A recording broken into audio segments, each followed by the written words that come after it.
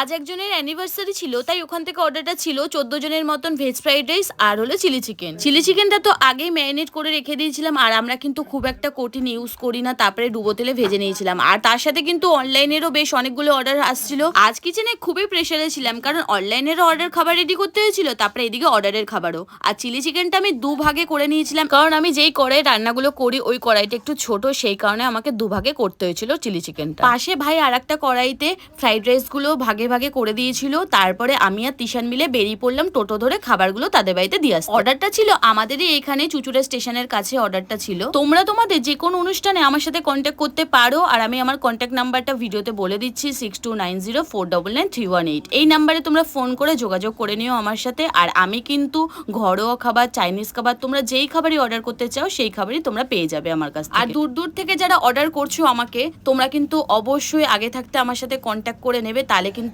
অনেকটাই সুবিধা হবে আমার ক্ষেত্রেও আর তোমাদের ক্ষেত্রেও। যাই হোক, ভিডিওটা কেমন লাগলো অবশ্যই জানিও। আর ফেসবুক, ইউটিউব, ইনস্টাগ্রাম থেকে দেখে থাকলে ফলো আর সাবস্ক্রাইব করে দিও। টাটা।